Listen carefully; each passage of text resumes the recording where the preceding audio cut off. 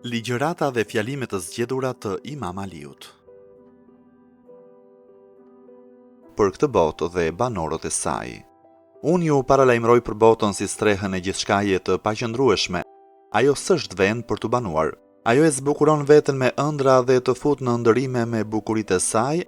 Ajo si shtëpi është e përbuzur në sytë e Zotit, prandaj e përzien ai në të ligjshmen e saj me të paligjshmen e saj, të mirën e saj me të keqen e saj, jetën e saj me vdekjen e saj dhe ëmbëlsinë e saj me helmin e saj. Zoti se ka mbajtur të pastër për dashuruesit e tij, as ka qenë dorë shtrënguar me të ndaj armiqve të tij. Mirësia e saj është e kursyer, e keqja e saj është e kundëndodhur dhe fare pranë.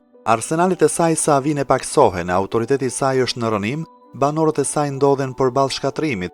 Ç'të mirë ka një shtëpi që shembet si një ngrehinë rëre, apo një jetë që ikën fluturimthi si një shëtitje shkurtër që befas mbaron e ndërpritet më në mes, sepse i shterojnë rezervat.